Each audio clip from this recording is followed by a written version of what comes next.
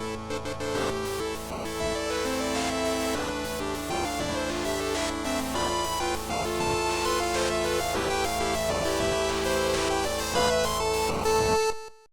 and welcome to the Great Game Debate Podcast, where friends come together to talk about video games and our lives. As usual, I'm your host, Caden, and joining me this week, of course, is the godfather of the debate himself, Jonah Gomez. How you doing, buddy? I'm doing all right. I just wanted to say that I'm super excited for this episode.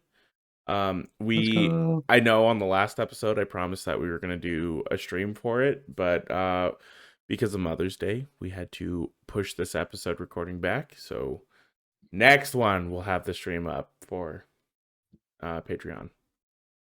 We're just being good sons and daughters. Speaking of good sons, Lasasiasi, our man in Australia, Stephen Beaumont. How you doing, buddy?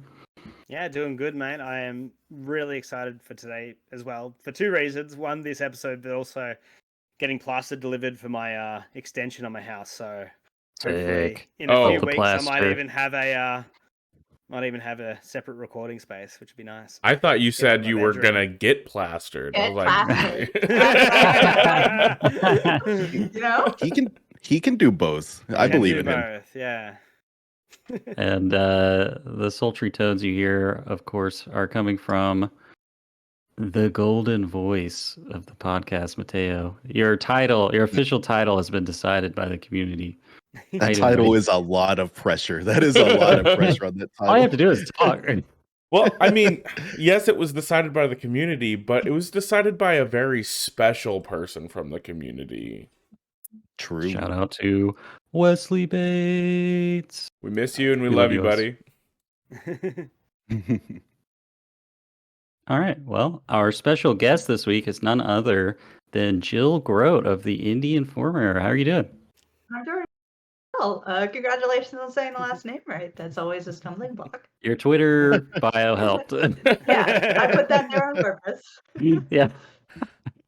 Well, thanks so much for taking time out of your day to be here with us. We really, really appreciate that. No problem. Thanks for having me. I'm ready to get some debating going. Yeah. All right.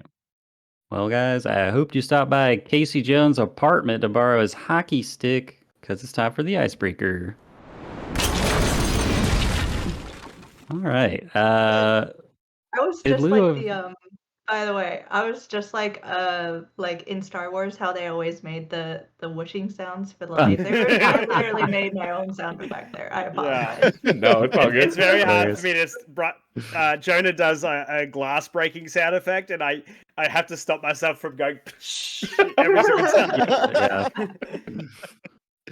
Well, this week in lieu of a community question, kind of since we have Jill on the podcast, thought it'd be fun to celebrate indies and talk about some of our first indie games we ever played. I guess I'll just kind of jump in. I'm not sure which came first, but I'm pretty sure one of my first indie games was either like one of the Supergiant or the SteamWorld games. It was probably like SteamWorld, Dig, or Transistor. And I think that's when like my little teenage brain kind of like came online with indies and I was like, ooh, these are cool. But yeah, it's just been awesome to see both of those developers flourish and just get better with each release. I mean, I think Supergiant games now are among like my most anticipated releases. Like I cannot see what we know what they're going to do next. They're doing Hades 2. Hades I'm 2, sure it's gonna be baby! incredible. So exciting. Yeah. What about you, Steven? Yeah, so that one it's interesting because I started playing indies when PlayStation Plus didn't let you keep the games. Back when it was like you would rent, it was like you got to play games for a month. While it was I like, see. oh, this month you can play Machinarium and games like Hell Yeah and what was the other? Oh, Shoot Many Robots. That was probably my favorite one, and it was just this really cool time just to Jetpack realize. Joyride. I just remember. Yeah, it was just this really cool time when it was really early on, just to realize, oh, this is what we've been missing from the gaming landscape when everything went 3D and everything was just getting bigger and broader and bigger maps, and not that everything was open world yet, but just everything was just getting bigger scope. Everything looked like a B movie kind of thing. and then just to get these 2D games that were like harkening back to the arcades and harkening back to like NES and Super NES and stuff like that. Yeah. And it was just, it was really awesome, especially like I really like Machinarium because it sort of got me back into like slower paced puzzle games. But Shoot Many Robots was like this amazing mixture of RPG and Metal Slug that was just really good. And I got a bunch of mates to play with me. I think it was up to 4-player co-op maybe. But yeah, it was so much fun. That's sick. Very cool. Very cool. Jill, what about you? So I have a very shocking confession Oh, for this. Uh-oh. I didn't start playing indie games until I was pretty much an adult. Mhm. Part of the reason being I was into video games my whole life. Obviously love writing about video games, but something in perhaps the way that I look different than a lot of people in this space, it took a lot for me to be taken seriously.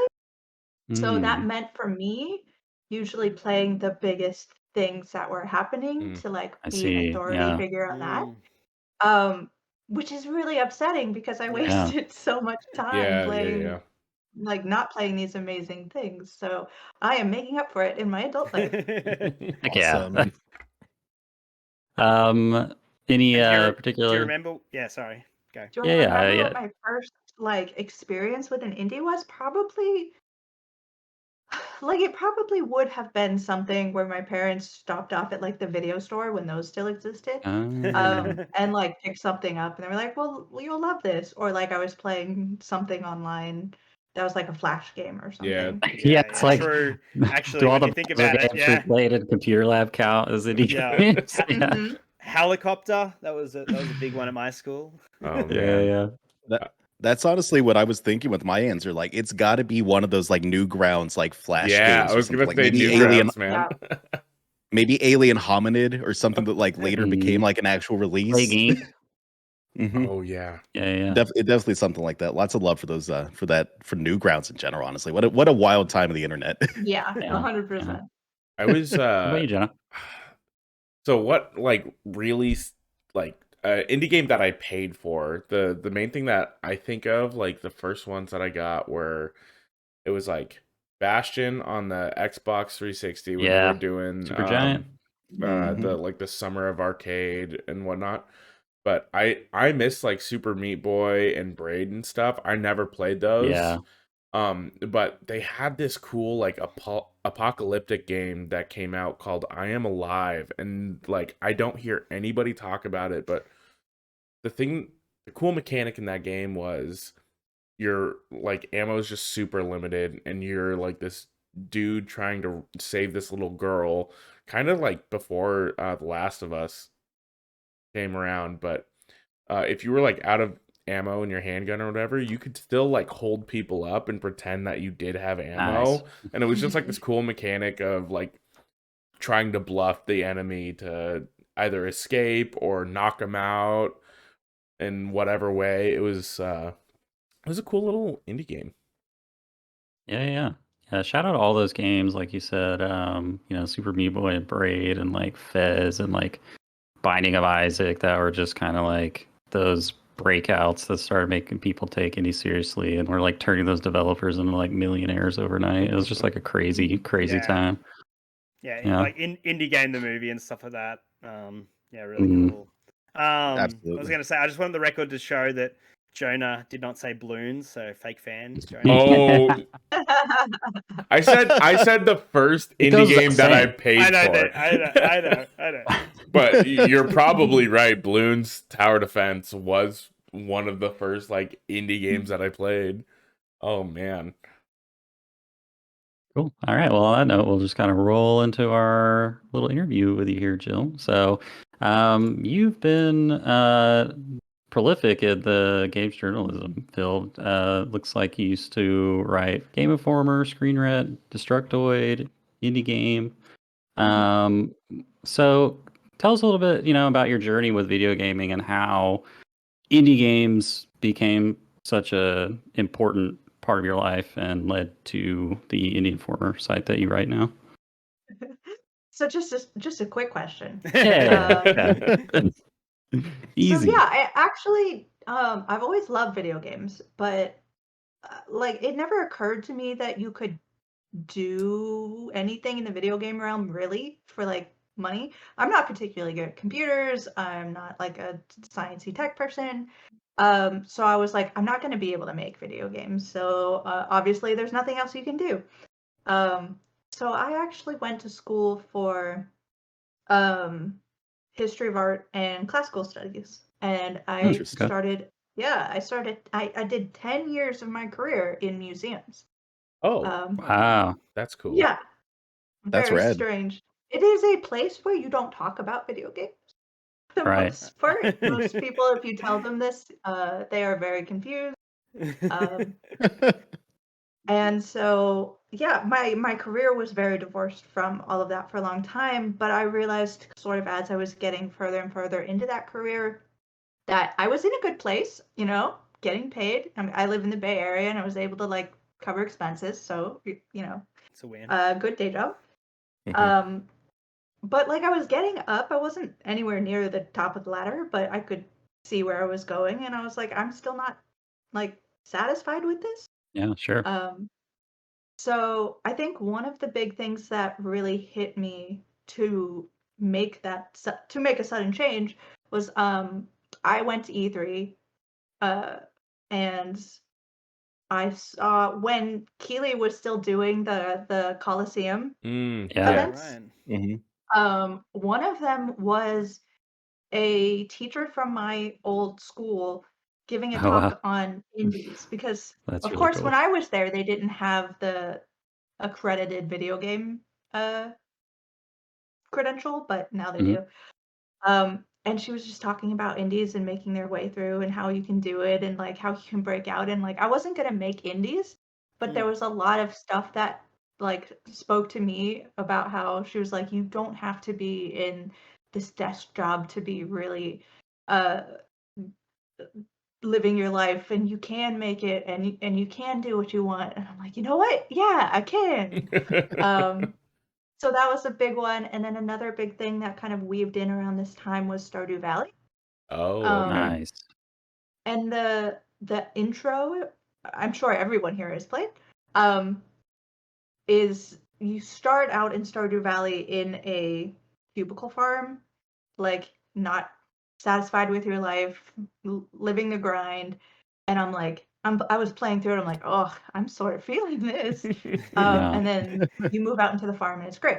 So like a lot of things kind of pushed me, but those things were very forefront in my mind. And I'm like, hey, you know what? I am just going to apply to Game Informer. I'm gonna apply to Game Informer and see what happens. And a couple weeks later, I got a reply from Ben Reeves, saying like, "Hey, come be an intern." I'm like, "Okay." Cool. So I quit my comfortable job and moved across the country to Minnesota. I live in Damn. California. I am born and raised in California, and Oh, I moved to no. Minnesota in the fall. Oh, Oh wow. my Wow. god. Everyone made fun of me because I was always wearing a jacket no matter where I was. But I learned so much. Everyone was so fantastic. It was like this is what I wanted to do. This was the thing that was fulfilling. So I finished my internship. I freelanced for a few years. Um, So those are all of the things that you were talking about, the Screen Rant and the Destructoid, and very happy to be able to like cover things for different people and people giving me a shot. But when Game Informer had an opening for hiring, I jumped in there and they hired me. Um, and I had a great time, back with my people, and they're Yeah. still my fam and I love them very much. Hi everyone. Um, but then layoffs came around, Yeah. and it's so distressing because Game Informer, at its inception, was supposed to be a place that didn't happen to. It was supposed to be a place where people got hired. You could work your entire career there. You could stay. You could make enough money to make a living, to have a house, to have a family. That was Mhm. the intended purpose. of what was going on. So to have a second round of layoffs was heartbreaking, and it's sort of like I didn't want Game Informer to be a place of heartbrokenness for me. I Yeah. wanted it to still be that place I love, um, and not learn to resent it and not learn to be upset. Yeah.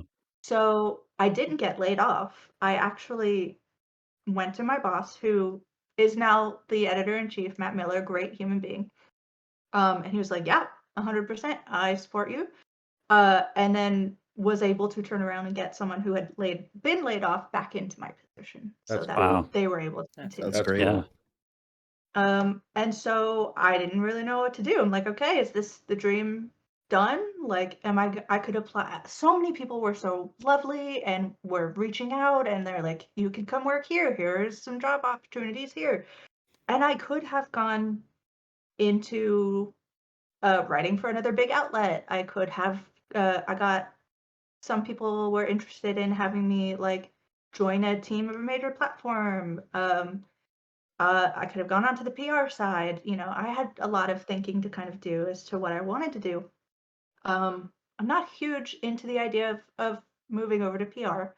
I know a lot of Mhm. people do, steady job, and that's great. Yeah. And I was really hesitant to move on to another outlet because, as we've seen this past year, hmm that's not Yeah, definitely. sustainable. And like, I can't take that heartbreak again. So Yeah. I decided to start up my own website because I can't lay myself off. Yeah. Unless you have a really bad day. Yeah, it's like, oh, You know what? You're disgusted with fired myself. today. Yeah, so out of that, I decided to make my own website, and I called it the Indie Informer because while I was a Game Informer, I was the indie voice. And some of my coworkers gave me that nickname. So cool. Yeah.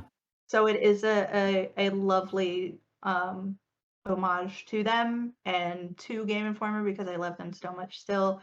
Um, and I just get it like at Game Informer, it's always great because you get to cover everything, but like there are occasionally things that come your way, you're like, oh, it's this big AAA title and you're the person for it. I'm like, okay, I'll do that. Mhm. But now I get to cover the games that are strictly interesting to me. So Yeah. I Yeah. get to shout out all these little games that like people have a tendency not to one hear about, but two, if Mhm. they do hear about, it's like, oh, I'll wait for that until after the Yeah. big games. And then Mhm. it's always so harsh for me to hear how like people get disappointed with AAA games, and I'm like, but you should be playing this. It's so Yeah, great right Right. now. exactly. Yeah. So yeah, that's the whole purpose of the Indie Informers, just to like have a space for, you know, all the way up to like AAA indie down to no one's ever heard of me, and I put it out for free on Steam to kind of get a spotlight so people can check this out. And Cool. that's hopefully what I'm doing. Yeah, that's awesome. Just to So take how- a minute to lavish praise on the Indie Informer. I think, we're all pretty big fans of I mean, it really does feel like the definitive place to go if you want to have your pulse on indie games. I mean, if you have not heard of it, listeners, if you go on there and just scroll down for like 3 seconds, you're gonna see like, 5 to 10 games you probably never heard of before, that look awesome. So yeah, I think you're doing a really awesome thing with the Indie Informer, Jill. Yeah, Steven, you had a question? Yeah, I was just going to ask, like, so being that you are, the sole proprietor, like, how much of your day is spent sifting through emails, like, trying to work out what Emails. you're going to cover?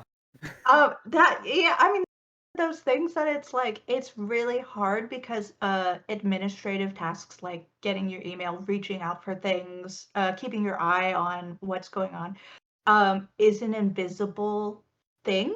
Yeah. So like I always feel like I usually try to take a big chunk of my day to get through everything, but then I feel like I haven't done anything, Mhm. even though I'm like, okay, I've secured code for this, I've requested this, I've made that connection, I'm making sure I'm going to this event. But like on the website, there's nothing new, and I feel bad because it's like I want people to. I try to put something new up every day. Um, so yeah, it is. It is just me, and it is overwhelming at times, Mhm. but I try Yeah. really hard not to get overwhelmed, I guess, because it is Yeah. about it. It's not like I try to say, like, the Indie Informer is not for fun, but it is Mhm. for me. It is Yeah. a professional endeavor, but it Mhm. is my professional endeavor. So Yeah. if it's something where my mental health is starting to get taken down Sure. by something, I'm like, okay, I gotta change things up. Maybe I don't have to cover it that way. Maybe there's a different way to go about this. Maybe that's not. Maybe I'm pushing against this because it's not something I want to cover. Maybe I just need to hold off on answering emails for a day. You know, Mhm. Yeah. there have been days where I'm like, I just can't write today. I'm just gonna play games and not worry about it. Yeah. Yeah. Recharge. But yeah, it's a task. Yeah. Yeah. I couldn't imagine like the four of us, we manage a single Discord server, and that's already a lot. And like managing the Oh. podcast and the Discord server, that's a lot on the four of us. And so like having to manage a whole website by yourself, oh Mhm. man, that sounds extremely overwhelming. So kudos to That's a you. lot. I don't have to deal with anybody else though, so that's Nice. Before we move on, are there any recent indies you just kind of want to give a shout out real quick? Yeah, absolutely. I would love more people to get like it's strange to me because this was a big game and I feel like it didn't get a lot of love for recent. But it is the Case of the Golden Idols DLC just came Yeah. out. Yeah. It is so fantastic. Steven's so excited. I haven't played the DLC yet. I do need to buy it, but it's so cheap as well, the DLC. Yeah, but you love the base Oh. game, Yeah, Steven. it's called The Phenomenal. Spider of Lanka. Mm-hmm. And it is all of the like you throw back into this world and you're like there's no way they can make a new scenario that's gonna like tease my brain but also make me feel really smart Yeah. again. How are they gonna do it again? And they manage, and I love that. That's awesome. Mhm. So good. It is a very short experience. There are 3 cases. It took me about 3 hours, so about an hour a case. Yeah. But yeah, it's so worth it. Loved it. That was my number 3 game of the year. Yes, last year. That was It's so good. so I good. like unlike other things like the Oberdin, Yeah. like Also that's fantastic. also fantastic. But the thing about Oberdin is it can get so frustrating Yeah. because you're just afloat in the sea of like, okay, I don't understand how everything goes together. Yeah. And somehow Golden Idol has this really great system of like Yeah. making you feel like they give you a way to categorize things so that you can make leaps yourself and you're like, Yeah. ugh, I am Yeah. so smart. Yeah. I feel like there's always a logical explanation for everything if you read all of the clues, which is the best thing. Whereas Oberdin, I remember I completed the whole book, and to get the last, there's like a whole bunch of like just boatmen. And there's like 10 Yeah. boatmen at the end where it's just like you just got to go, just chuck the names Just throwing in, them at the wall. and then eventually you'll get it. But yeah, they had like 80% of it was logical, and then there was like another 20% which was just like, yeah, we'd just filler kind of thing. But yeah, Case of the Golden Idol has no filler. It's just phenomenal. Heck yeah, cool. Well, obviously, if people want to follow your work, Jill, they should go to theindianformer.com. But is there anything else you want to plug or any social media people should follow if they want to follow your work or anything like that? My main social media is Twitter for however long it stays up. And that is at Finruin. That's FINRUIN. I usually post all of my stories. So if you're trying to keep up with everything that I'm posting, you can keep up there. On the website, if you scroll all the way down to the bottom, there's a subscribe little section there. So you'll get an email either every week with everything or like every day, every time I post something. I also have a Hive, which I put stuff on occasionally if people are interested in that as well. Before we move on, can I just get is there a story behind Finrune, or is it from a book or a game or? It's an extraordinarily nerdy way to give myself a very mundane nickname. Oh, really? Yeah, Finrun is taken from the back of the Silmarillion's appendices. Ah, Oh wow. And it is the 2 words for hair and red. awesome. Let's go. That's cool. That's great. All right, cool. Well, with that, I'll turn things over to Jonah for the debate.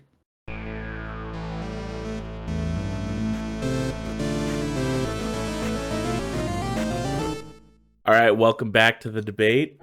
And we have our favorite indie platforms, or maybe not favorite, but the best indie platforms, or the best place to play indies, I should say. With Jill representing Xbox versus Steven representing Nintendo, we'll see who's the top dog in this indie debate. We'll have our... Sorry, Sony. Yeah, sorry, Sony, get out of here. We'll have our 2-minute opener, our 2-minute rebuttal, and our 2-minute closing thoughts with each contestant, with Mateo being our assist trophy. Jill, as our guest, would you like to start or close the debate? Oh, I'm starting. Oh, she's Let's go. starting. All right. I got Champ it up a energy. bit. No one can stop me. You got I got 2 the green minutes. light. You got 2 minutes on the clock. Ready, set, debate. Okay. So of this current generation, Xbox is the best place to play indies. And I want to reiterate what I'd said earlier, in case it doesn't make it into. I want to make sure everybody knows if you're playing indies anywhere, you're doing it right. You're playing on the best place. Good for you. But the answer to the best place to play indies is Xbox. And I know that that's a bit shocking. That's usually not the first thing people think of. But number one, you have the performance. Xbox is going to make sure everything works and runs, and it's going to sound great, and it's going to look great, and it's going to feel great. And so you can't beat that. There's just no way to top that. Xbox performance is fantastic. We also have a fantastic program called ID at Xbox, which is geared 100% towards helping indie developers self-publish on the platform. So they give them tools and resources and guidance, but they don't publish it themselves. It is a hands-off thing. And they just recently announced that they were doing a program to help underrepresented groups as well. So they are taking that specifically very, very as a very, very important part of this program as well. So you're seeing a lot more voices 30 being seconds. introduced. On top of that, you have Game Pass, which on the ID at Xbox website right now has 144 different games, which include Immortality, Ori, Vampire Survivors, Citizen Sleeper, and of those, most of them are either Xbox exclusive or started out Xbox exclusive, and you get them all on Game Pass. Also, most importantly, Xbox with Time. Tunic, let's go. Yeah. Yeah, so we're good. I thought you good. swore right at the end then. I thought it was two something else's. Oh, man. All right, Steven. I think you're going to have your work cut out for you on this one. I do, because I'm very confused, and I'll tell you why in a second. All right. You got Okay. 2 minutes on the clock. 3, 2, 1, debate. So, by default, Switch wins in the where's the best place to play indies, because unlike Xbox, which has 3 indie games, like there's none on Switch, and they're like the reason is like there's no good indie games. Like, I'm sorry, like Harrison Ford's getting like way too old. It's just not worth watching like Indiana Jones 5. Like, I just like he's too old to play the part, and like they just haven't released a good Indiana Jones game yet. So I'm just like, so I guess Switch wins because it doesn't have any indie games. Hey, Steven, we're talking about indie games, not indie movies. with an I. Yeah, indie games. Independent, With a- short for independent. Yeah. Oh, where are my notes? Where are my notes? You got a right, you got a minute so- 10.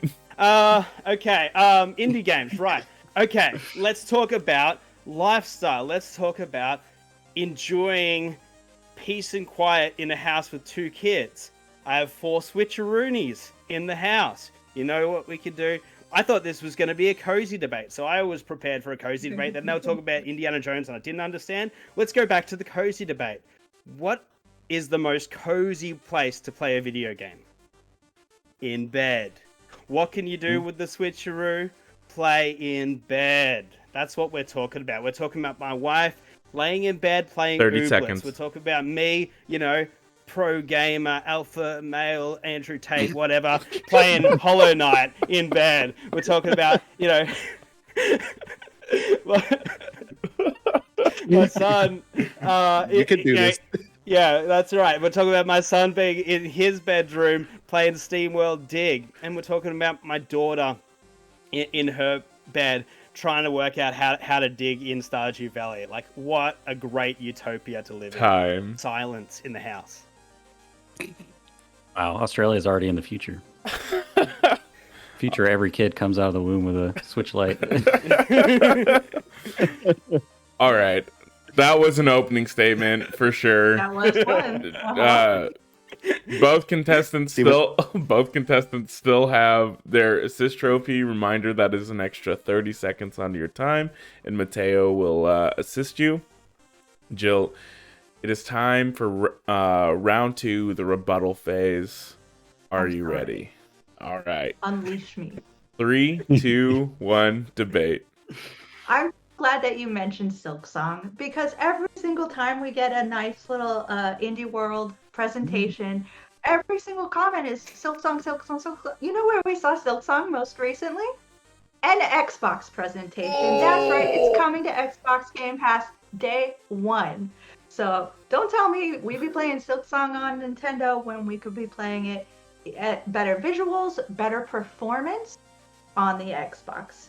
Also, your price is going to be about the same for an Xbox Series S as a Switch, so you don't really get the benefit there, but you are saving with Game Pass. And you know what's on Game Pass? Tunic. And you know what Tunic first got introduced on the E3 stage in 2018? Was at the Xbox. And at this point, I want to go ahead and throw it to my assist trophy. All right. Let's go. So let's point out the worst thing about the Switch right now. Where we're gonna get mean with this one. Uh-oh. Here's the reason why the Switch definitely does not win, and that's because the Steam Deck exists. Steam Deck exists, 15 and seconds. it does all the thing. It does things that Nintendo don't. It can even do Nintendo. Allegedly. You got 3 seconds. That's all I got. That's That's it. all I got. I yield All right. my time. I don't know if that's allowed with the assist Yeah, trophies, that's but I'm fine. doing it. Jill, you've got a minute 5 seconds.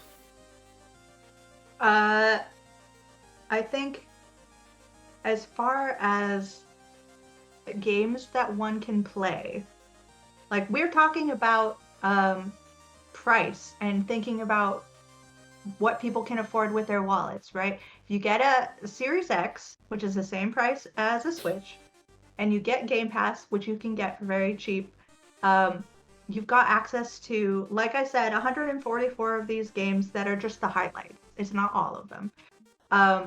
But also, if you're thinking about getting a Switch, you have to know Nintendo 30 is seconds. notorious for never going on sale. So you're going to be paying full price for every single thing that you pick up. So even if things are great, there are games that I would pay full price for, but if I happen to have them on Game Pass first day, like Silksong is going to be, I would much rather pick that up for free because no additional price. And you already have to pay for Nintendo Online. Time. All right. Boom. Boom. Yeah, that was a powerful rebuttal. All I right. was ready. Steven, you've got 2 minutes on the clock, and you still have Mateo. 3, Awesome. 2, 1. Debate. So, first of all, I'd like to think about some of the greatest things that Nintendo has. And just one of the best things about the indie landscape and just in general, for all of Nintendo's faults, one of the best things they ever did with the introduction of the Switch was instantly show you when you're looking up games, seeing new games, you could see where there's a demo available. And no other platform has made demos as easily accessible as the Switch has. They're always hidden somewhere else on a different tab somewhere, and you just don't know what's available, whereas it just has a little blue icon, demo available. So it's just one of the greatest ways to get in on these indie games that you're like, okay, look, it's not a full price game, but it is still an investment in some monetary way. So you can just get in, bam, download something that's probably 500 megs, play it for 15 minutes, cool, I know what I'm in for. Another great thing about the Switch, you know, for instance, anything that my son wants to play in the Metroidvania scape, since he's played Metroid Dread now and he's got that you know, that taste for it, and that's why he played SteamWorld Dig, I didn't have to buy it again. I just, you know, I have my account on his thing. I can play at the same time. I just put my Switch in flight mode, and he can play on my account with all of my games accessible. So it's just a really cool way to save money there. And then 30 seconds. Also, again, just Indie World Showcase has been such a boon. And, you know, you want to say, yeah, certain things were revealed first at Xbox. And what's the place where everyone has bought the most games and all the publishers are so grateful for? It's the Switch. It has been a massive leader for indies and it has kept a lot of indies afloat because of the Switch's accessibility for indie games. Time. All right. Man, those are very good rebuttals.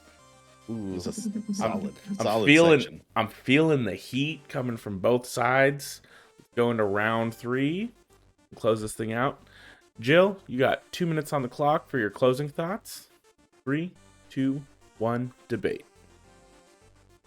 So closing thoughts are Xbox is the best place to have indies. If you are looking for an ecosystem to get into indies, you want to get something that's going to be the biggest bang for your buck, that's looking and actively participating in finding and launching and helping developers make their money. We've heard about Game Pass helping people. Of course, they're notoriously secretive about exactly what the numbers are, but you get story after story of developers being like, this was the best way for me to get this done. I'm able to share a unique experience I may not have been able to make otherwise, just because these tools are available.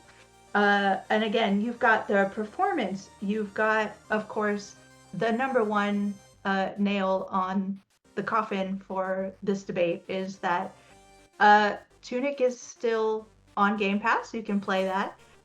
And it's unfortunately not, it doesn't work the same on the Switch. The Switch version of Tunic was a sad day when I had to review it and say maybe don't play it on this. So, you know, if you're gonna try to play the best indie game that's come out in my adult life, like, you don't want to do it on the Switch. So. All right. You want to leave it there? I'm gonna go ahead and leave it there. Leaving 30 seconds on the table. Love it. Steven, do you still have your assist trophy? I do. Okay. And I'm going to pop it to begin my closing. Mateo, I will count you down. Steven, I'll roll you right into it, all right? Mateo, you got 30 seconds on the clock. 3, 2, Excellent. 1. Debate. Okay, so we're gonna get a little mean in this assistance trophy because you know what the Xbox is not? It's not a Steam Deck, and that's just a major knock when it comes to talking about, which platform is the best indie platform. So there's definitely some points lost for not being 15 a Steam seconds. Deck just immediately out the gate. It's not called the Xbox Steam Deck. It's called the Xbox Series S or X or whatever they're confusing, naming convention is for their console now. I yield my time. This is the 10th chapter in like a fantasy book or anime arc, and there's just a third party just comes in and just tries to sideswipe everything. we didn't know that Yeah, the Steam I'm Deck was loving- the villain all along. We got the mean Mateo arc. I'm turning heel, boys. Love it. Again, one of the coolest things about, like, for instance, on this podcast, one of our mates shouted out Lovers in a Distant Space-Time, and the one crazy thing is, like, you know, you can play 4 players in this game. The new consoles, like, the controllers cost so much money that, like, it is so rare that you've got 4 controllers. Like, I have 2 Xbox controllers, and one of them's started to get a dicky right trigger and stuff, and so I've realistically got 1 controller left, and it's too expensive to just go and buy a new one. So the great thing about the Switch is it comes boxed with 2 controllers. Like, they may not be the greatest controllers in the world, but you can play multiplayer games, no dramas. And so it's easy for me and my kids and my wife to sit down and play Lovers in a Distant Space-Time, because everyone has the controllers, because they're a bit like candy and they're also colorful. And so it just makes, like, playing indie games just that 30 much seconds. easier. And just, as I said, sharing them with my kids has just been an absolute joy. And talking about the difference in performance, like, yes, obviously there are some more taxing games that won't come out on top on the Switch, but most of the time, like, if a dev has enough time to develop on the Switch, they come out working perfectly fine. My wife and child played Calico on the Xbox, and it still played terribly. It wasn't going to change the fact on Switch. All right. What a debate. Interesting strategy in that last one. Yeah. What a debate. All right. Caden, we haven't heard anything from you. Let's get your thoughts and your vote for this debate. All right. First, I'd like to say it's just really nice to sit back, relax, and listen to a debate instead of having to participate in one. Always a pleasure. Yeah, I feel like, Steven, you may have known coming into this debate that, like me last week going up against Pikachu, that I'm just walking onto the sacrificial pyre willingly, you know? But there are some, when it comes to the lack of portability of the Xbox, I mean, if you have an extension cord and a lap, you could just lay back in bed, prop yourself with the pillows, lay the Xbox on your thighs. If it's cold, you live in the north, it's going to heat up the bed. And it has a nice, sturdy, flat top that you can mount your TV on while you're lying in bed. And, bada bing, bada boom, play your Xbox in bed. Yeah, that's the thing. I was waiting for, like, the xCloud callouts that I could fight against that and ergonomics and stuff. It wasn't brought up, so I didn't have that, that juicy thing to fight against. Yeah, no, personally, my preferred place to play indies is on my Switch. I'll lay on the couch, lay in bed, play Switch while the wife's plugging away, binging 3, 4, 5 episodes of Married at First Sight or whatever, But it's not a Steam Deck, so I guess your point is yeah. Deck. I do kind of have to criticize the controller thing too, because, like, man, you really can't, like, hold Joy-Cons over an Xbox controller. I mean, those things are also still expensive. They suck to use half a Joy-Con, and they get the drift. Like, Joy-Con's just got to be the worst controller in history, but. Honestly, though, I mean, it is a tight race for me, and there are a lot of great points for the Switch. But man, if I'm just, like, trying to initiate someone into indies or even just into gaming, if they're a new casual gamer, you just can't beat the Game Pass, man. Like, when you have the point about demos on the Switch eShop, it's like, well, Game Pass is kind of like. The whole game is as a a demo. So overall, I do think it's a closer race than it may first appear, but my vote does go to Jill. So. All right, Mateo as the assist trophy, keeping the Steam Deck out of things. That changes my approach here. Well, I was going to say, like, you could probably, because the Steam Deck is technically just a computer, and Game Pass does have a PC element. You could. Allegedly, you can get it working on the Steam Deck. But no, I feel that as a judge, it's my job to call out factual inaccuracies that I hear during the debate and dock points accordingly for that. So I would like to point out to Steven that Pinball FX 3 Indiana Jones the Pinball Adventure does no. exist on the Nintendo Switch. No. So we're gonna have to dock Why? some points there. That means there's Lot- probably 4 Indiana Jones games on the Xbox. So I was thinking about the Lego games and like one of the Xbox original games. Damn. Luckily for Steven, I am in my comfy, cozy gaming era, and the Switch has that. The Switch does have that ability. I've got a gigantic beanbag that is used for nothing else except for just sitting in next to my window and playing on my Steam Deck or my Switch. So I'll give it to the Switch. I do also reluctantly agree that the Xbox Game Pass is probably the best value in gaming currently and maybe forever. Yeah. It's impossible to fight against it for a single person. It's hard when I have to explain, like my son's like, oh, can we play this game? And it's like, oh no, we need another Xbox and we need online, like play online, and we need another TV. That's the only tricky thing, because there's just so many less couch co-op big games these days. So that's where the indies just win. Yep. All right, I guess it's my time to judge. And you know what? I love that not only did this come down to what's the best place to play indies, but it was a battle of convenience. We have the portability and the chilling in the bed with the Switch Coziness. versus the just sheer amount and ease to play games with Game Pass and the Xbox.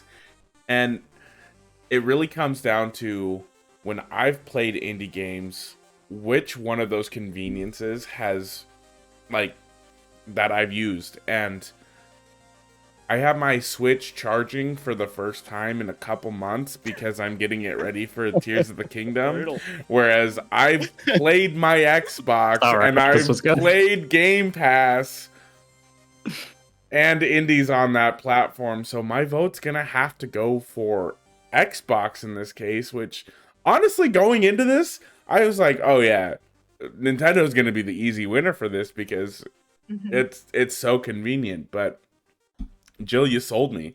You're right. Xbox is the winner for indies and convenience. And that was our debate. Let's go on to our last debate that we had, which was Janet Garcia versus Caden Barthay Lane, with the Pikachu versus Palamute in the companions debate, the pet debate. If any of our audience hasn't listened to it, go watch it. There's talk of 2x4s and it goes places. It goes all over the place.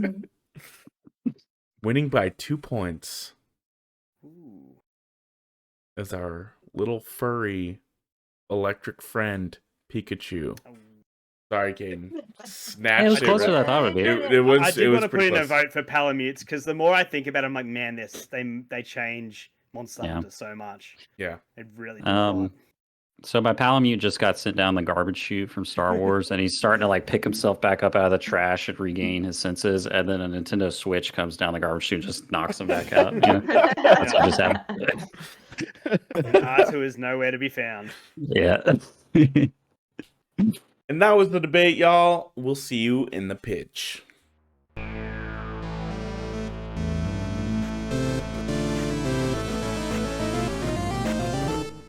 All right, fantastic debate. Thank you, Stephen and Jill. And it is now time for the pitch. We're in a handful of us panelists. We'll have 2 minutes to do an elevator pitch on a mystery game they've been playing, and the rest of us will decide if we'd buy the game or not based on the pitch.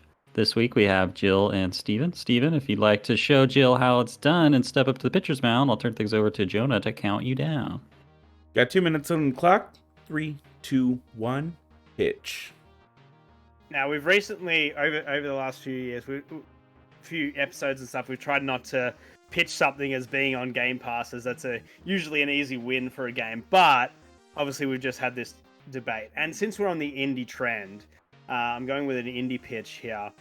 And this is available absolutely everywhere. And it's just one of the most fun, creative, chill, and just charming games. Very, very unique in its design.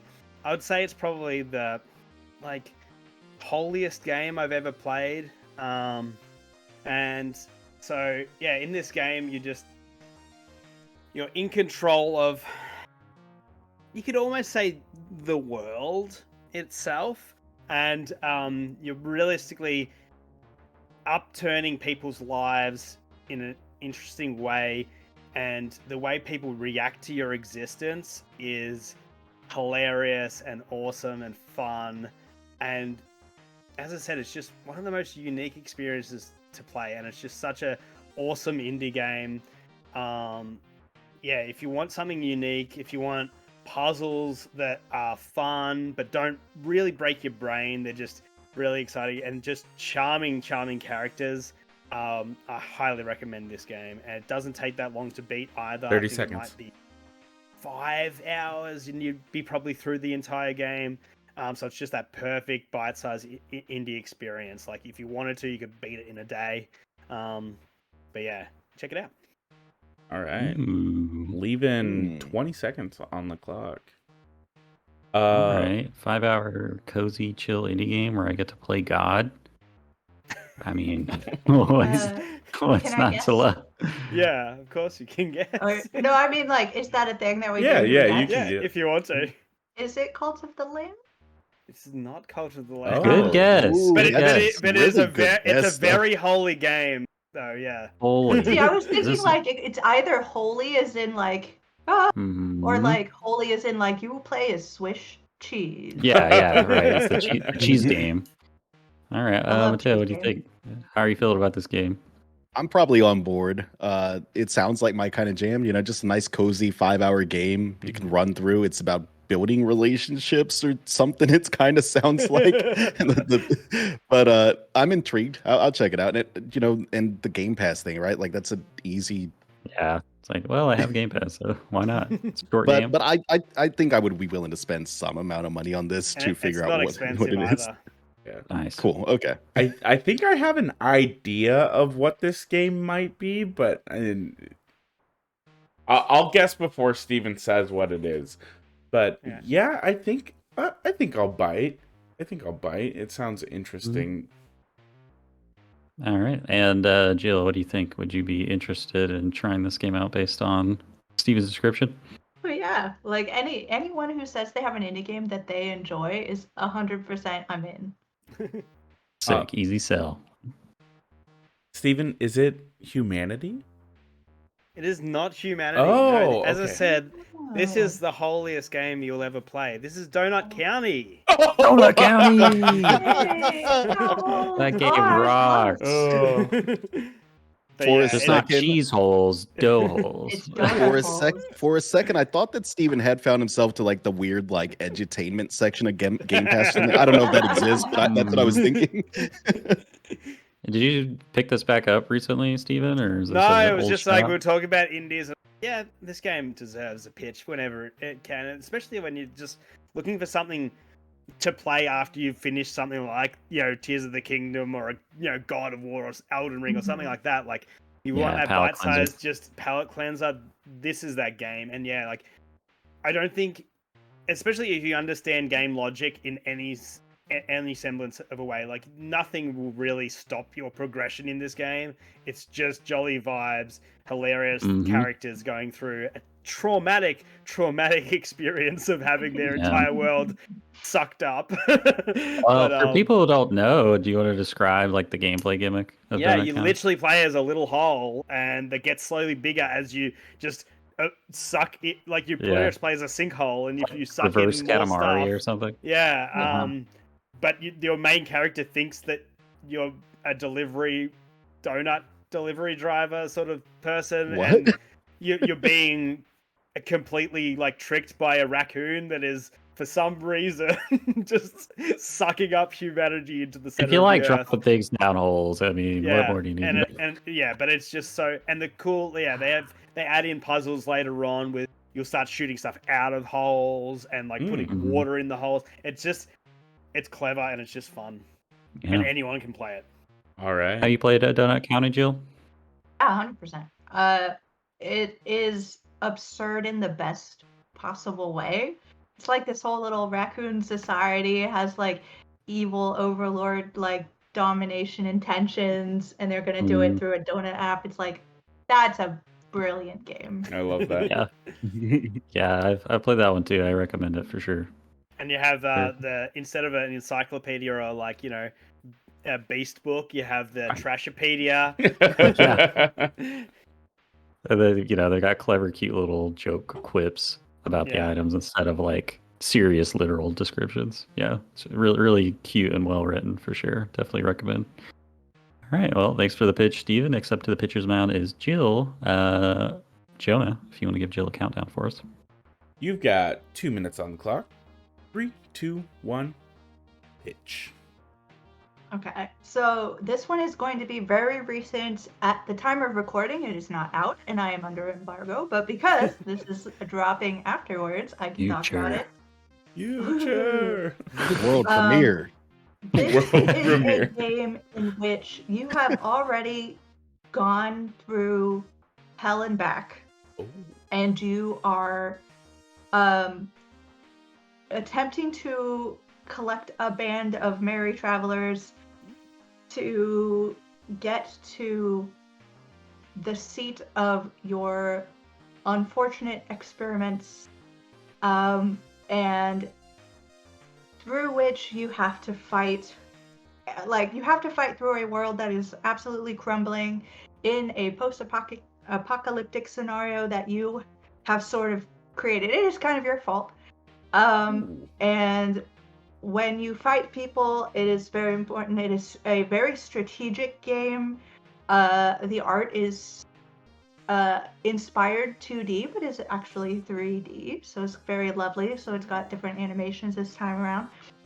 Combat is against like the worst creatures ever. You are going to die, you're going to hate everything, and you're going to be sucked back in to do it all over again.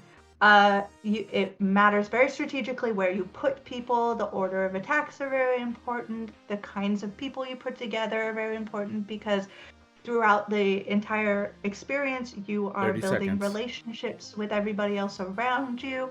And if your relationships are strong, your characters fight together in a better way. And if they are weak, you have a tendency to completely lose your mind and lose all your health, barely be able to stand, keep people from using their own skills, and you'll never be able to save the world, Time. if indeed you can. Oh Yo. man, dude, I got so sucked into that pitch. I barely saw the 30-second. Oh, I am in. This sounds incredible. So Journey to save the world, fix past wrongs, recruit. Well, the one thing I remember is you're gonna die brutally. But like the first thing that came to my mind when you explained hell and back and recruiting and all this sort of stuff, and I'm just like, damn, we still haven't got that Darksiders sequel from the first Darksiders where all the horsemen are coming. And That was like, the hypest cliffhanger ever, and just never paid off. Oh my gosh. But yeah, I think I've got a guess of what this is, although I have no idea when the release date of that game was. Is it? I'll ask this: is it a sequel? It is indeed a sequel. Yeah. Okay. I think I know. Let me ask you this: as amazing as all the things you listed about the game sounded, the one thing I didn't hear was whether or not it would be possible for you to like have like pets in this game. Yeah. Oh, can pets you speak, all can over you the speak place. to that? You can get Pets so all over many the pets. place. There are so many Sold. pets. I have so many pets that I'm like, I want to put them all on, but I can't. I genuinely Aw, don't know man. what Now this I'm game confused. I don't know. I think I got Yeah. lost now. I'm in. The first one, because I'm pretty sure I know what it is, Yeah, that's what I was such a frustrating experience. Mhm. But man, I eat up that like cosmic, spooky gothic horror stuff, and Oh, I'm all in. Oh. Now, Jonah, any further Everyone. questions about the Nope. game before you? Nope. Are you in or out? Is this not for you? I said I was in. Sick. All right. Yeah, I think you've sold us all, Jill. Mateo, would you like to guess what the game is? I'm assuming it's what is it? Darkest what was the first one? Fake Darkest Dungeon? Darkest Dungeon 2? Yeah. Yeah, In I'm fact, assuming it's that. yeah, it is Awesome. Darkest Dungeon 2, and it is releasing. I believe the release date is actually Monday. Let me double check. Yeah, the 8th. Yeah, May 8th. Yep. Embargo goes up the same I- day as the release. It is, like you said, the first one was so frustrating, and I'm totally with you. I love the way that this one has changed things up in a way they didn't have to do. They could have made Darkest Dungeon 1, but with new things or whatever. This game is really very different in its structure and the way that it gives you, like, when you die, you are just, like, I know that in the first one when you died, you could bring back money or whatever if you survived. Like, sometimes you Yeah. didn't, and that was really frustrating. But in this one, the main goal is to get hope, symbolized by candles.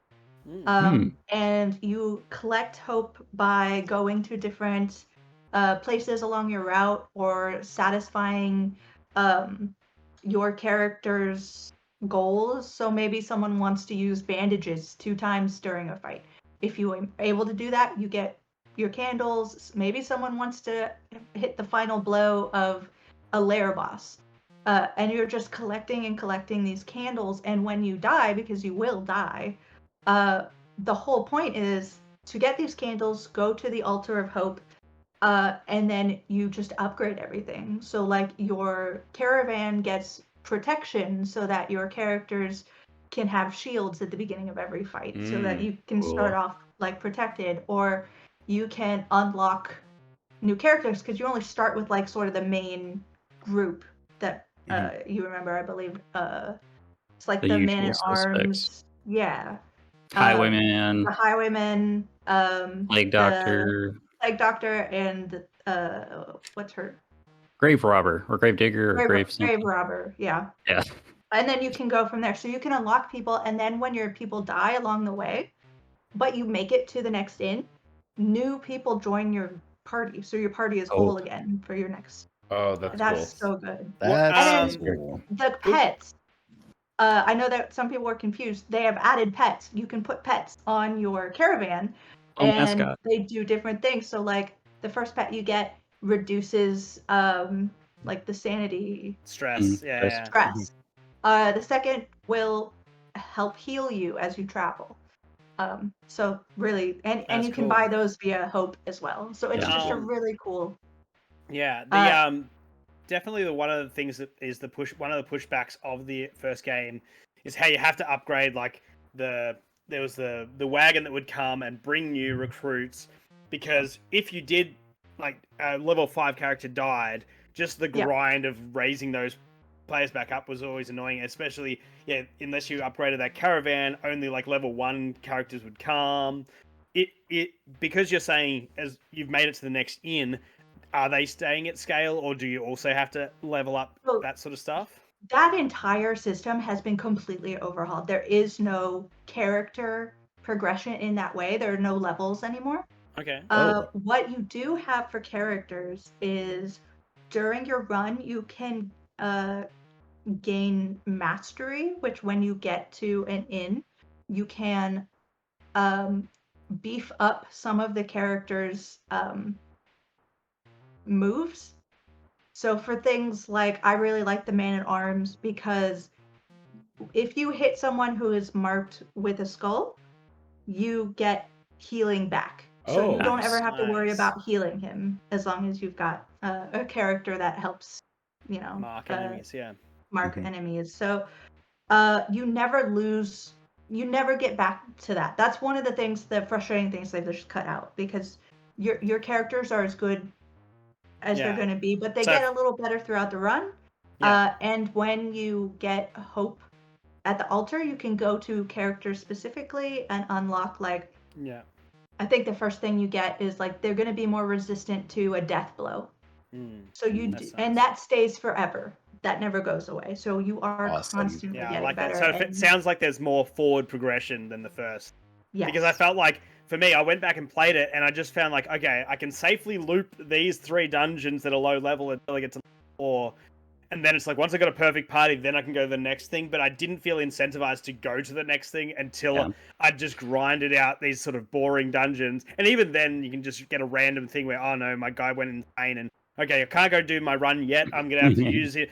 go to the church, and then I'm gonna have to use someone else, and then do another loop of grinding. That was my biggest issue, but this sounds like it has a lot more forward momentum. Well, just to be clear, Steven, the first game is more of like a, it's a linear like town management game with like permadeath units, and that's not what the sequel is at all. It's a run-based roguelite with permanent progression. More like so Slay the Spire, kind of.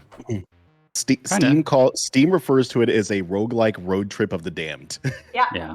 That sounds And honestly, it's that so sounds good so 'cause, much like- more interesting than the first one. In my The opinion, first one was so punishing. I'll admit I never beat that game. It was too punishing. It was just too frustrating for me. But I loved all the ideas that went into it and the world that they had kind of created. All right. And I'm not gonna lie, it's still a hard game. Yeah. Like it's gonna push you. You're always constantly juggling like the lesser of evils. You're like, okay, if I go this way, like there's a hospital so I can heal my people, but there's a battle right before that, so am I gonna even live to see it? Or if I go in the other direction, I'm gonna have no protection because all of my armor is gonna be killed on my caravan. But there's a hoarder there, so I can buy stuff that might be able to help me, and so on and so forth. So, yeah, it's really cool the way they've done this. What's still my favorite is the way they're really leaning into the characters. So relationships are a huge thing because it is a road trip, and you either really hate or really love everyone by the end of it.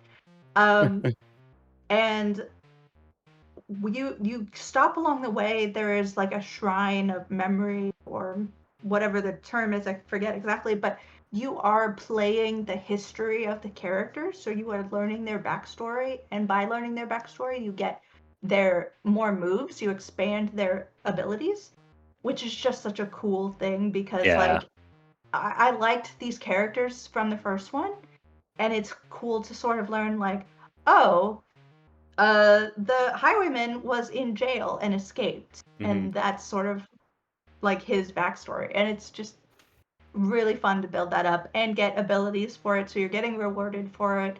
Yeah, it's just all of the ideas of the first one taken and to me built up in a really fun and a different way. Again, they didn't have to do any of this. People they could have done DD 1.5 instead.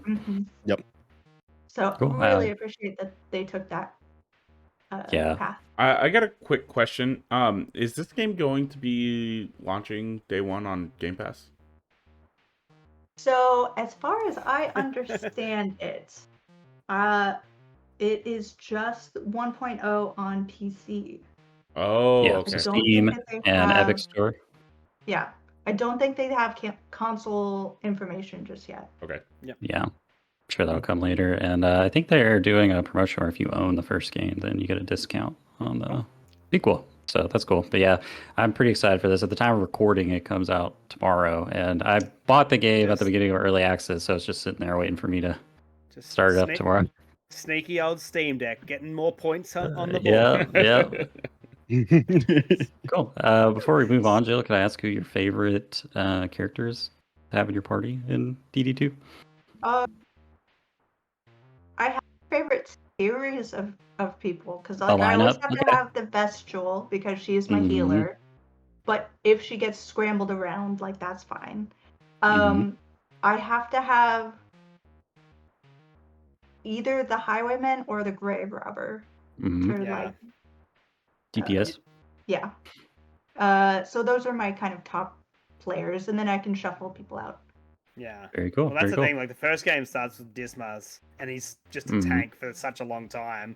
Like, Highwayman's just awesome. Yeah. Interesting fact: talking to Chris Barassa, who is shout out one of the co-creators, co-founders of Red Hook, and does a lot of the art for the games. He takes Dismas the Highwayman as his like representation in the game. Nice. He's like his self-insert. Yeah, it's like his self-insert. That's so cool. Yeah, man, his art is incredible. It's very inspiring to me, obviously. I had a GDC talk with him, and Tyler ended up showing up too, which was really cool. Tyler Sigmund, who's the other co-founder. And I spoke with them in an art museum. Oh, that's So cool. fun. That's Like, cool. this is my That's old pretty cool. job and this is my new job. Look at this. Yeah, I mean, essentially, I just happen to know a lot of the museums in the area. I know where you can like meet for free and like won't be disturbed. So, hello, artist, come see art and tell me what you think about it. That's cool. Awesome. Well, thank you both for the awesome pitches, and I will turn things over to Steven for the game.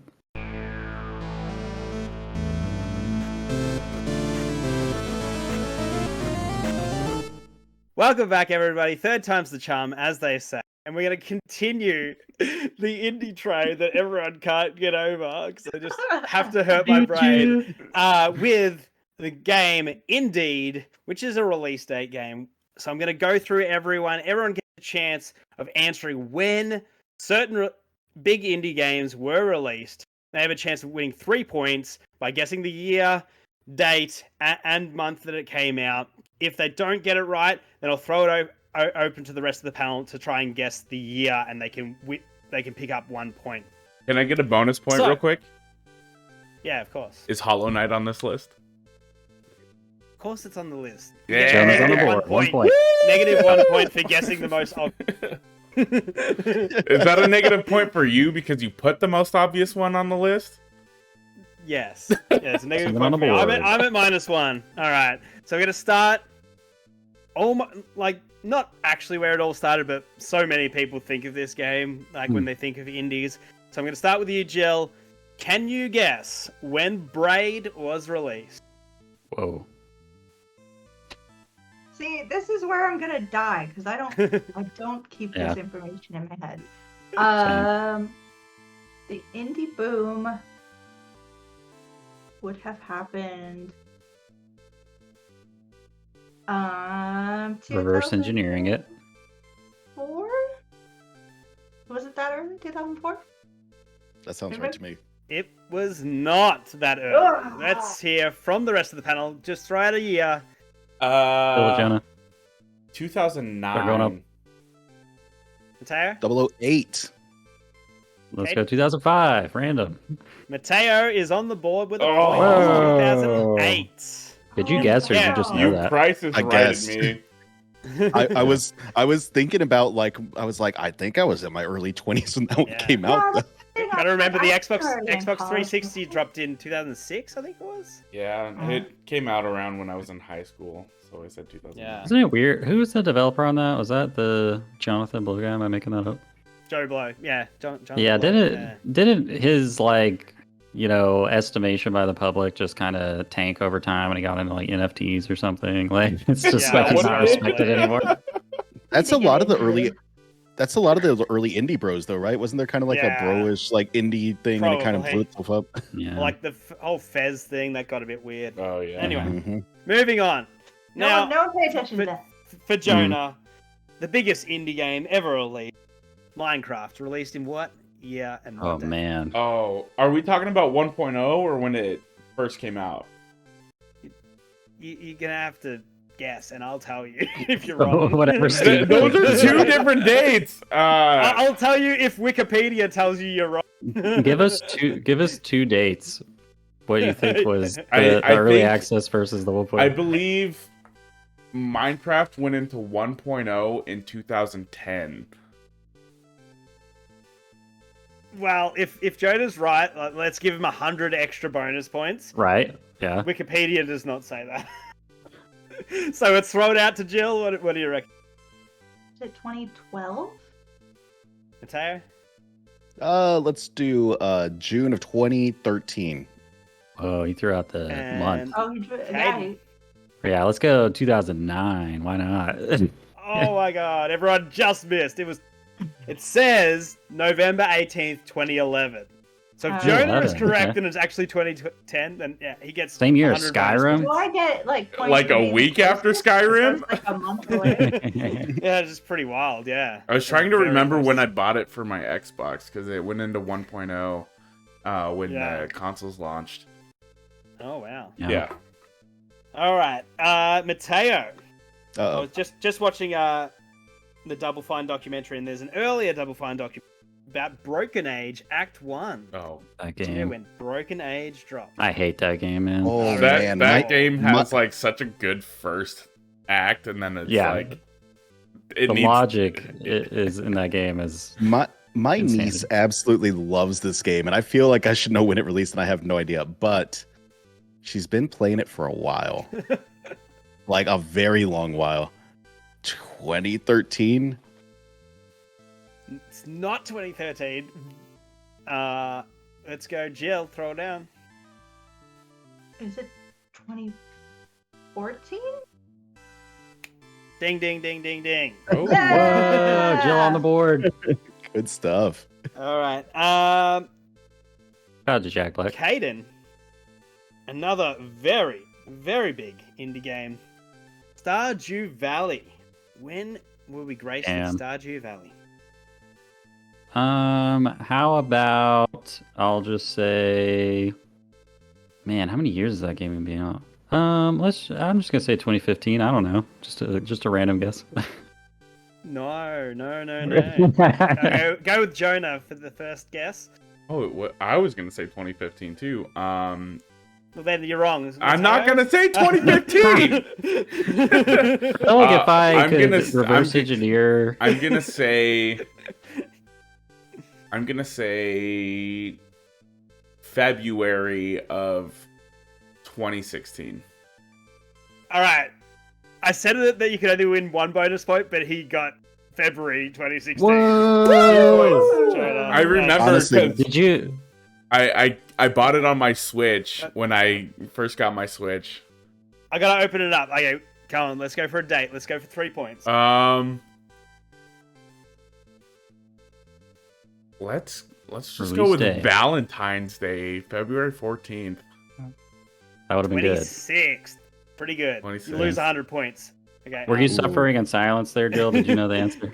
Since it's such a Like, I important would game have too. gotten February. I was like, I know the time period that I was Yeah. talking about, what's Mhm. happening. And I was like, oh no, this might be the only one I could actually get. But like, Yeah. cheers to you for getting February. I was not there. That was, Yeah, that was a dude. good nail. That was impressive. I was gonna go with Good game. 2015 again just to be funny, but I was pretty sure it was 2016 just because my fun employment that I mentioned during one of our breaks was Both of you that year. guys, yeah. All right. Jill, let's go with the ship that launched 1,000 copycats. Hollow Knight released when? Oh, Dang, man. There's so many dates on that, like early access, PC, Exactly. then console. It's like, Yeah.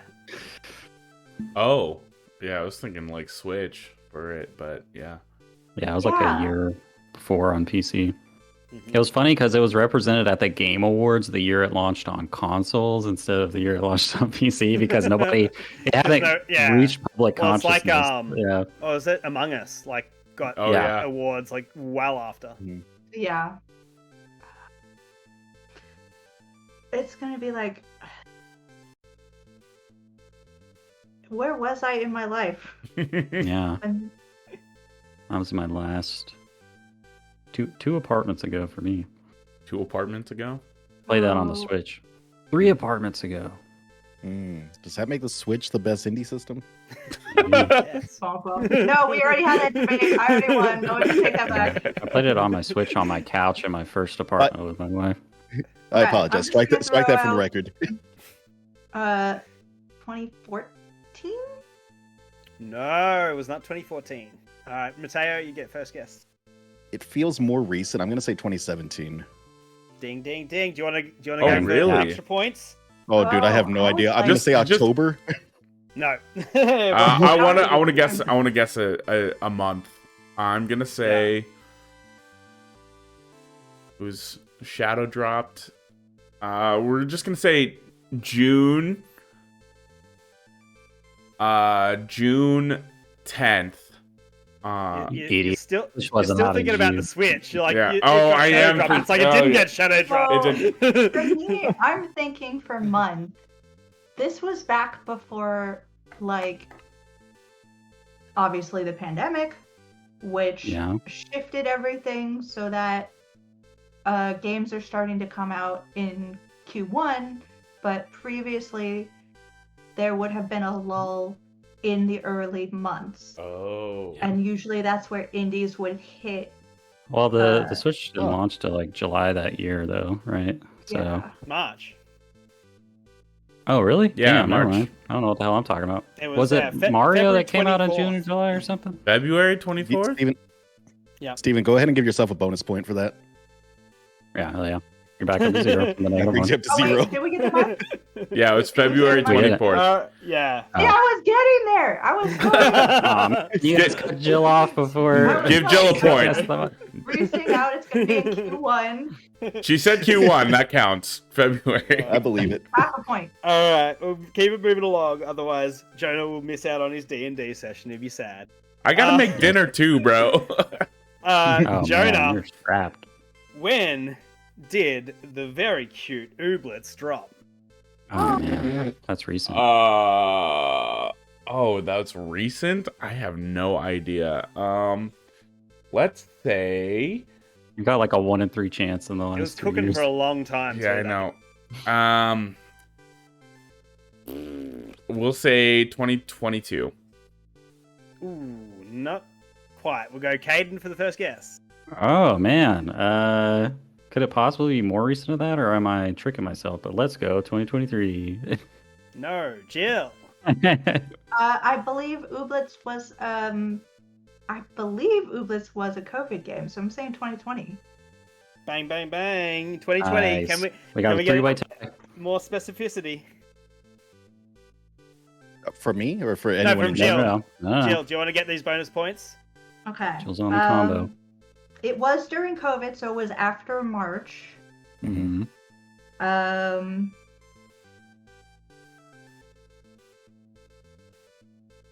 Do, do, do, do, do, do, do, do. August? It's copyright music. Do Oh not yeah, sing we're that. gonna get a sorry. copyright strike. August, Steven. It was July. Ooh. Very close. That's close. I'm gonna say Another July half point. 22nd. And just to clarify, these are the things you pour the water in them and they get all like squishy. Yeah. No, like- Yeah. They It's made dancing Pokemon they Stardew Valley. they made blasters for those now, and you can pour the water in and then shoot them. They're pretty cool. Oh, like that a sounds Nerf gun. That sounds messy. All right. They're biodegradable. Moving on. They'll just like Oh, do you want me to finish this round, Jonah, and then we'll finish up? yeah. We'll do one Okay, more. cool. All right, finishing up with a couple more. We got Mateo. When was the beautifully, very minimalistic, Unfinished Swan? Oh, that game's I- so cool. I don't think I've ever played that one. I have no haven't idea. played it Let's say either. 2021. Oh, Not 2021. So Jill gets first dip at this one. 2019? I think No. it's Jonah? older than that. Is it? I think I played this on PlayStation 3. I swear. Oh. It's old. Oh, the head shake. He's giving you hints. That's not Jonah fair. Gomez. I'm gonna Give you a say window there, Jetta. I'm gonna PS3. say 2010. Caden, last guess. Damn, I don't know. 2009. 2012. I Oh, almost okay. said 12. Dang it. Because Yeah, that was PS3. before. That was PS3. before What Remains of Edith Finch, correct? That was their Yeah. game before. Yeah. What is this Yeah, game shout out. about? These screenshots look wild. So It's like, hard to do a screenshot of a game that Yeah. you're not meant to be able to see. You can walk Yeah. through it blind, like it's Wha- a quote unquote blind playthrough. the whole game world's rendered as just white, and you have to throw balls of ink to reveal the 3D the landscape, yeah. landscape Okay. to navigate. But it evolves from there. There's like other gameplay gimmicks. It's really cool. All right. I And played a then spooky game like that. You're in a cave and you use like a little like LiDAR thing to like Nice. navigate the cave. Mm. Cool. we've got one more, and then we'll see if we have a tiebreaker situation. We'll do one follow-up. So last opening guess for Caden. Untitled Goose Game, released in what year? Oh man, this was pre-pandemic, but probably significantly. I'm just gonna throw out a random 2018. Ooh, no. All right. Jonah. 2019. Bang, bang, bang. Hey. All right, do you have a... Do you want to get those bonus points? I want to say like April. No. Very close. Anybody Not else very got? close at all. September. It was September. Yeah. Oh, okay. But you gotta let people steal, bro. You gotta let What? people steal. Oh, sorry. Okay, what everyone can steal day? the day. Okay. I picked September. What day in September? 16. You gotta- Ooh. Mateo. We'll go with the 27th. Oh, it was the 20th. Dang. Sorry, I ruined the game. I like the idea of stealing now. This will We're come finding back. it. We're finding it. Yeah. This game will come back. I The think. chaoticness is kind of funny too. Yeah. You never know when Yeah. you're gonna lose your chance. Or This get is- your chance. Yeah. And, This is a good one. I like this. Yeah, this was a good one. Well, that was just a tiebreaker. We had a three-way tie with Jonah, Jill, and Mateo at 2 points, and Jonah just sunk the winning basket. So and ate it. Sunk apparently. the winning touchdown. Yeah. Guy who definitely knows stuff about ball sports. Cool. Well, thanks, Steve, for putting the game together. It was a fun new one. Looking forward to playing it again in the future. And with that, folks, we have reached the end of the podcast. Congratulations. Pat yourselves on the back. It is now time for our final thoughts. As the godfather of the debate, Jonah, do you have any final thoughts / housekeeping for the Discord or anything? We are in the finals for our tournament bracket for the best Zelda boss pre Tears of the Kingdom. We now Trash have list. we now we now have our Patreon that you can do to help us with supporting our Discord community and just making the show a little bit better. And Mateo and I are counting down the months till PAX West, and boy, We're oh close, boy, dude. I need PAX to announce when they're going to be putting out the badges so people can start getting those, because you know, we got a lot of people that are like going to Seattle already and they don't know if they're going to get a badge or not. So PAX, please listen to the show and put out those badges. Awesome. And Jill, as our guest, final thoughts, anything that's on your mind, anything you want to plug, anything at all? I'm really glad the debate went the way it did. It's been great being on this indie train. Choo-choo! Chew. But yeah, I had a lot of fun. Thank you guys so much for letting me come on and talk your ear off about things. Oh, yeah. Heck yeah. If anybody wants to keep up with what's going on in the indie world, go ahead and check out my site. It is theindieinformer.com. And you can find me again on Twitter at Finrun, Finrun. Very nice. Awesome. And Steven, final thoughts. Yeah, I guess one of the most important things is to remember to, when you boot up Tears of the Kingdom, if they do the exact same thing as Breath of the Wild, to switch the run and jump button positions. So it's a much more comfortable experience, because Yeah. default is wrong. Yeah, it's actually wrong. Mateo, final thoughts. You know, if you suspect that you have broken your elbow, maybe argue with the doctors a little bit more on your initial visit to see the doctor. That feels Yeah. like it's good advice. And if you're a healthcare professional, maybe listen to your patients more. Yeah, I've been your host, Caden. This has been the Great Game Debate podcast, and my final thoughts are: I learned today that if you use magic powder in one of the old Zelda games, I don't know, it's probably like a Link to the Past or I like think one it of the is a Link to Oracle. the Past. Link's Awakening. Yeah, in like the German version, if you use it on like a chew jelly, it may say a voice line to you that says like "always use a condom." It's just like, yeah, I'm not even kidding. Okay. Because it's like 0.1% of kids are even gonna like do that in the game anyway. Damn, Deutschland is going hard. Yeah. So thanks for listening. As always, happy gaming. Bye. Bye. And use a condom. Use a condom. Choo choo. Choo choo.